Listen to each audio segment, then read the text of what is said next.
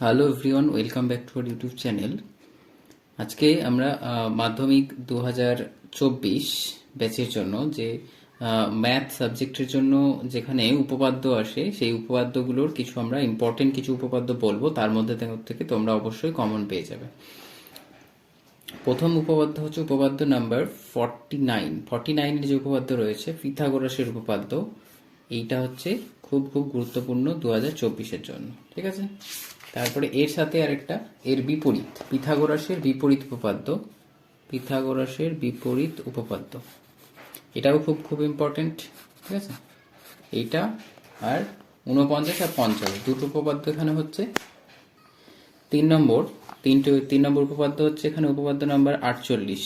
এই তিনটে হচ্ছে খুব ইম্পর্টেন্ট, যে কোনো একটি সমকোণী ত্রিভুজের সমকৌণিক বিন্দু থেকে অতিভুজের উপর লম্ব টানলে পার্শ্বস্থিত ত্রিভুজদ্বয় সদৃশ হবে এবং ওই ত্রিভুজগুলির প্রত্যেকে আবার মূল ত্রিভুজের সাথে সদৃশ হবে। এই ছবিটা হবে, আর এই উপপাদ্যটা তোমাদের খুব খুব ইম্পর্টেন্ট 2024, ঠিক আছে। আগের দুটো তার মানে পরপর রয়েছে 48, 49, 50।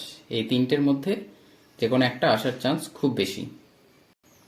নেক্সট আমরা এই চ্যাপ্টারের মধ্যে কিছু প্রয়োগ দেখে রাখতে পারো। এখানে এই প্রয়োগটা রয়েছে, এটা খুব ইম্পর্টেন্ট প্রয়োগ। এখানে 288 পেজে তোমাদের আর একটা প্রয়োগ রয়েছে, 288 পেজের প্রয়োগ নাম্বার 9। এই প্রয়োগটা খুব খুব ইম্পর্টেন্ট হচ্ছে 2024-এর জন্য।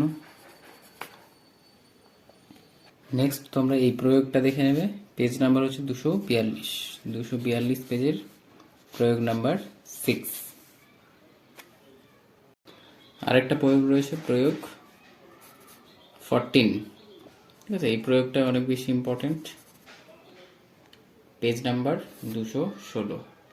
এই টাইপের কিছু তোমাদের শূন্যস্থান আসতে পারে, যে অর্ধ বৃত্তাংশস্থ অপেক্ষা বৃহত্তর বৃত্তাংশস্থ কোণ, বৃহত্তর কথাটা উল্লেখ থাকলে সেটা হয়ে যাবে সূক্ষ্মকোণ, ঠিক আছে। আর এখানে আছে বৃত্তাংশস্থ অপেক্ষা ক্ষুদ্রতর বৃত্তাংশস্থ কোণ স্থূলকোণ।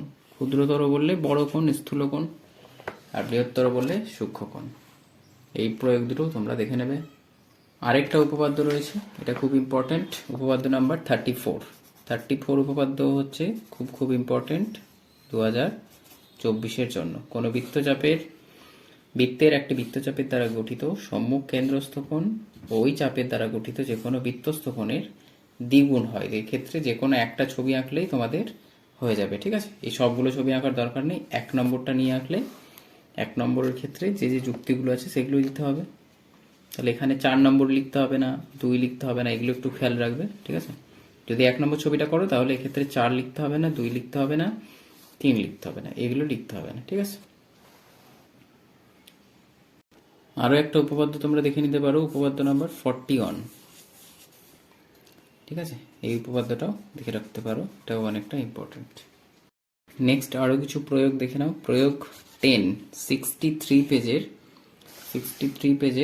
প্রয়োগ 10টা তোমরা অবশ্যই দেখে নেবে।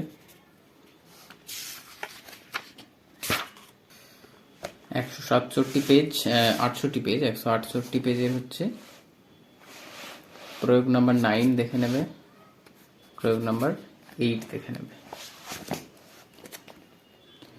আর 257 পেজের প্রয়োগ নাম্বার 24, ঠিক আছে। এটাও অনেক ইম্পর্টেন্ট, পেজ নাম্বার 257, ঠিক আছে। এই প্রয়োগটাও তোমরা দেখে নেবে। এখানে কোশ্চেন নাম্বার 5-এ যেটা দেওয়া রয়েছে,